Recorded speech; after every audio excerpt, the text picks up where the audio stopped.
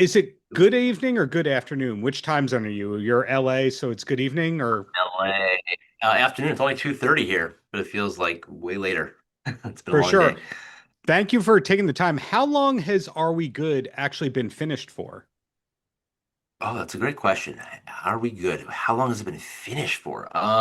Well, we finished it for South by Southwest right up until the last month. So I guess that's like maybe March of this year. And then we made some tweaks in between that and Tribeca. So yeah, I mean, like I'd say it's been finished since like May, really.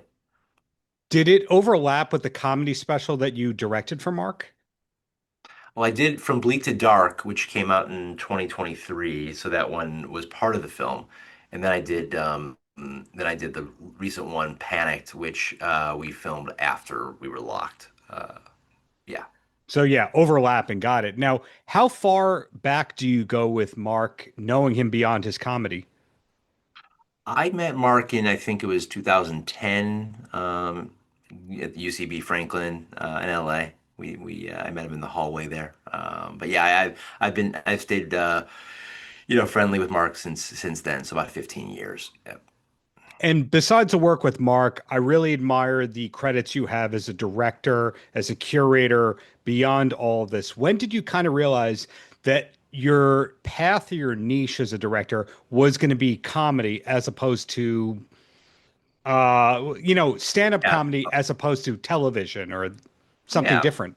Yeah, I sort of fell into it because I did a documentary called The Bitter Buddha, which came out in 2013. But it was about a guy that I really admired and thought was very funny. So I think from there, that's when I realized that comedy was my thing. It was like, I kind of fell into it. It was never the plan. I was always a comedy fan, Mhm. but I never thought that was going to be the end all be all. It might still not be the end all be all, but right now, that's what I'm doing. Well, if not, that's a lot of commitment to have a Lenny Bruce poster in back of you. Exactly, exactly. So, as a longtime listener, I can't speak today, listener of Yeah, WTF, the first few years of it, I kind of hate listened in a way because yeah. Mark was so salty and Mhm. bitter and resentful of other people's success. And you fast forward a couple of years when things start happening and you go, this is a relaxed guy who's pretending to be dark in a way, personal tragedies aside. In knowing him since 2010, when did you start to notice that this was a guy you didn't mind being around? Well, I don't necessarily know if I believe he's pretending that to be that because I still think that is a part of him, that sort of like that gruffness and all that. But I think I would say he softened a lot, and it was before Lynn passed. I think maybe around 2017, 2018. He had already had Maron on the air, and he was doing great work as a stand-up. I think he had a lot less of that "fuck you, fuck everybody" kind of mentality. And he had success, so I think that helps. So, Because in those first few years, you have to admit that when people were getting big deals, he wasn't going, "Oh, congratulations." It was kind of is there a part in there for me? That was the right. vibe that regularly radiated from I that. love that. I love that because that's comics. That's not just Mark. That's everybody. That's all these comedians that I know. That's people in this business. He said it. People don't always say it. They kind of go in their corner and they're like they say fuck this person, fuck that person, but they don't say it to him. Mark says it. He earned it. He did 40, 50 Conans. He was a force as a comedian. And then guys like Louis and whoever else were having big success. That he didn't really have as a stand-up at that point, and he felt like he deserved it, which he did. But his business isn't fair. That's for sure. In listening to the show for years, of course, Lynn's passing changed everything, and that was really tragic to have to listen to. And that's not even a person who knows him, but we watched him make amends with Lorne Michaels. We watch him make amends with different people. Hence the "Are We Good" becoming a long-term kind of thing. Were you listening the whole time, all those years, or was it a peripheral thing of occasionally dropping in? Yeah, I think the first 4 or 5 years, I was pretty much a listener of the 2 times a week thing. I think I then sort of dipped out a bit, when busy with work and stuff, and couldn't catch up on everything. But I would jump in on the key episodes of the ones that of the guests that I was interested in throughout the whole run. Yeah. Sure. So you had a really unenviable task of going, I can't make a documentary that's more than 2 hours, more than 2.5 hours without losing everyone's attention. But there's thousands of hours of episodes. There's actual interviews, there's actual archival stuff. Did you know where you wanted the story to end when you started making it? I wanted him to, I wanted to get through the grief and have him. I wanted hope, I wanted it to feel like we got to that place, and it took 3.5 years of filming to get there. But yeah, that's what I wanted. And in terms of the podcast and all the other stuff that that he's done in his life, stand up and acting and all that, it wasn't really that important to me. The podcast was important because that was the moment that he, became his true self, came out as a performer, and people responded to it. So I thought that was important for the film. But I didn't want to make a biodoc where it's like this guy's career highlights and this and that. It could have been a two-part thing. I don't think people really need that. It's not the kind of doc that I like. God bless people who make those docs. It's just not what I'm into. I like the honesty and the an hour and a half of just being with the person and getting a feel for what that's like. That's more interesting to me. One episode I'll never forget. I wrote a book about David Lee Roth, and I thought that Mark's interview with Dave was one of the only times that he didn't steamroll the host, where Yeah. Mark was able to go. Dave would say something like, "You know what I mean?" And Mark would go, "Not really."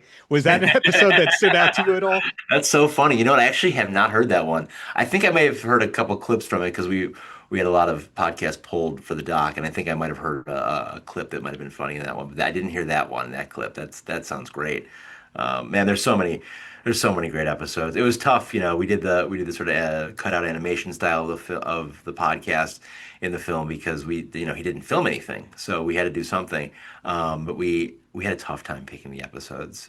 There were some great ones. I mean, there's so many great lines, but we felt like we took Conan and Robin Williams and some of the ones that were the biggest standouts. Yeah, so ultimately it was an embarrassment of riches of having to pare down stuff that even if you only had audio only, that was still audio only for hundreds of episodes. And most documentaries, they don't have that much of the people. Like if you love the band Big Star, how much Yeah. really is there of Big Star? I know. Exactly. There's very little. You just got the studio. You get some B-sides. You got some outtakes. There's probably not any video footage, but we had a lot. We had an embarrassment of riches. There was so much material, but going into the film, I knew that 80% of it was gonna be a follow doc. We had to, and it was important to show other sides of him and his career and his upbringing and all that to sort of help contextualize who he is and why he is. But I didn't really want it to be. I didn't want to make that movie. But you can find that in his memoir. You can find that in many podcasts where he talks about his past. But it's a very, very minimal part of the film, but important for people that don't know him for sure. Well, over to you. Again, this is not your first notable credit. Are we allowed to know what's coming next? And the reason I ask is you spent 3.5 years making it. You now have to do all the press, all the festival circuit kind of stuff. Are we allowed to know what's next, or is it all under embargoes and that kind of a thing? Oh, there's nothing major. I mean, it's I'm trying to get a narrative feature with some great comedic actors going right now, and that'll hopefully be something we shoot next year. But I'm gonna take a little break on the docs right now for a while. It's very time consuming, and it's if something comes along that way, I'll do it. But yeah, comedy specials. I got some Punky Johnson. I just shot her a comedy special. I think that's gonna be very, very funny. And then yeah, like I said, next year, moving on to scripted. That's the hope. For you yourself, do you ever see yourself being a showrunner or actually the featured talent on camera? No, no, definitely not. I like being off camera. Much better, more comfortable for me. Yeah. Is it the kind of thing with the work that you do that you can simultaneously have a couple of projects going at the same time, but if you're the showrunner, one thing and that's all? Yeah, showrunner specifically, that job is all encompassing, every live and breathe. That's your whole life. That's like making a documentary by yourself or with a small team. That's a very, very intensive job. So I'm not opposed to doing that if it's the right project. I mean, but that's producing, that's writing, that's overseeing a budget. That's a pretty heavy duty job. I like the creative side. I mean, I really prefer, you know, writing, directing, sitting in the edit bay. You know, that's my style. So hopefully more of that. Well, two quick questions, then I let you go. And the first one, people who work in comedy, their off time generally does not involve comedy. They do the exact opposite of comedy. What's your main hobby when you're not busy with documentaries and stand-up specials and that kind of thing? I mean, yeah, I used to go to a lot of comedy shows, but that's because all my friends are comedians. But now I try to go to less. I would say, you know, I'm trying to learn how to play the guitar right now. That currently is my hobby. And then everything else is just seeing friends and, you know, going on trips and you know, that kind of thing. I'm an avid football fan, like most of America. And then, you know, just trying to you know, I think there's creative things that I do that are not in comedy. You know, just writing and you know, writing fiction and writing scripted ideas that are not necessarily like straight comedy. So, yeah, there's enough to do. There's no reason to be bored in this world. There's a lot to do if you're interested. So. And that ties in with my last question. What's the actual last comedy show that you went to because you went, this would be fun?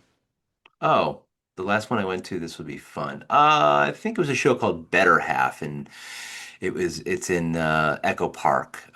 Kara Clank, her show with Jared Logan. My buddy Sam Wiles was on that show, and Andrew Dismukes. Just a fun comedy show, free show at a wine bar. Great comedy, you know.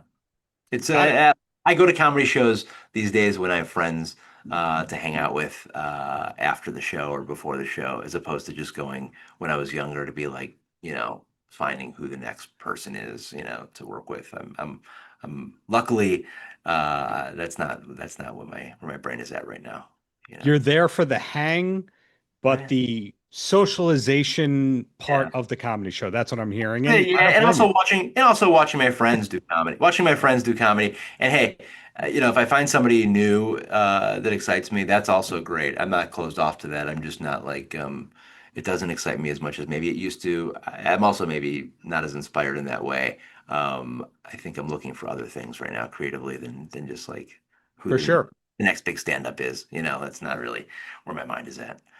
Yeah. Congratulations on seeing Are We Good all the way through Utopia's distro.